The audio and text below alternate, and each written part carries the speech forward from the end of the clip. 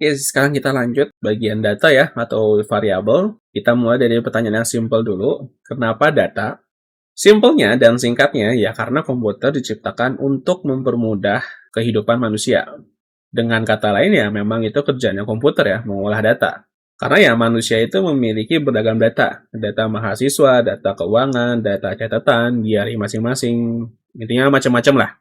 Tinggal gimana kita membuat sebuah codingan atau program yang bisa membantu kita menyajikan data supaya terlihat atau terbuat sesuai dengan keinginan kita lah.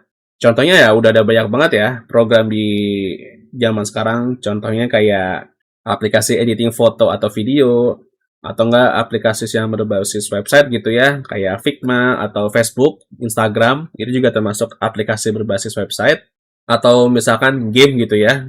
Tapi kan kalau website, terus editing video atau editing foto itu kan kelihatan ya, datanya itu ya gambar atau teks gitu kan. Tapi kalau game, itu datanya gimana gitu kan. Ya secara harfiah, karakter dalam game itu termasuk data dari gamenya sendiri. Atau skillnya atau dunia permainannya juga itu termasuk data dari program game tersebut gitu loh. Terus, supaya teman-teman lebih paham lagi, kalau misalkan kita telaah lagi soal data tuh definisinya luas banget ya. Jadi aku saranin buat teman-teman silakan cari referensi lain soal apa itu data dan sejarah komputer sedikit lah. Supaya teman-teman bisa lebih paham soal data dan komputer, tapi lebih terarah pembahasannya. Karena kalau dibahas di sini, itu bisa lama banget sih, jujur aja. Kalau baca buku atau baca artikel kan teman-teman bisa kayak, oke, baca dulu sampai halaman segini, nanti bisa dilanjut. Tapi kalau video terlalu panjang kan kayaknya ngebosonin ya. Jadi silakan teman-teman cari referensi lain lah soal definisi data.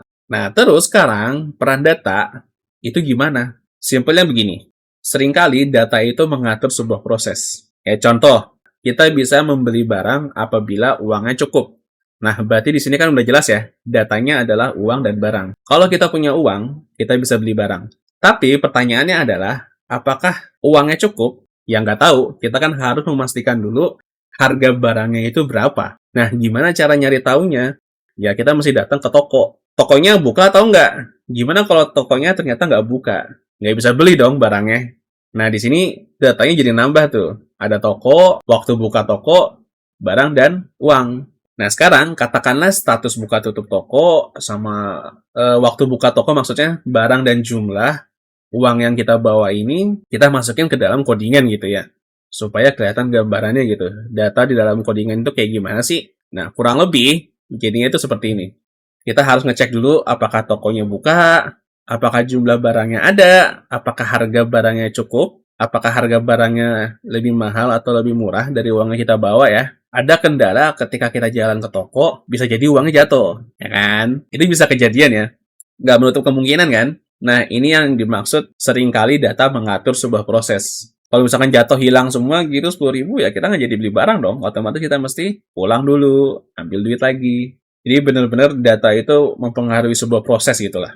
Nah, kurang lebih gambaran data di dalam codingan itu seperti ini. Cara memasukkan data dari codingan ke dalam komputer itu seperti ini. Lewat variabel. Ini apakah toko buka, ini namanya variabel. Dan di sini aku pakai contoh 3 bahasa pemrograman, PHP, JavaScript, dan Python. Teman-teman bisa lihat di sini, semuanya secara harfiah sama. Tapi yang berbeda adalah cara penulisannya.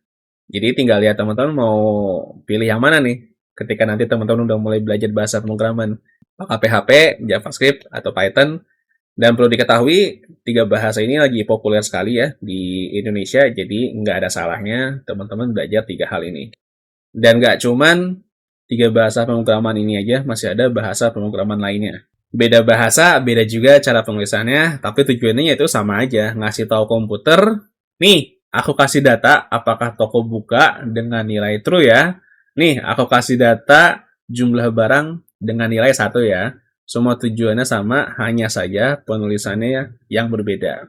Jadi sekian dulu ya untuk penjelasan data secara harfiah ini ya. Mudah-mudahan teman-teman paham.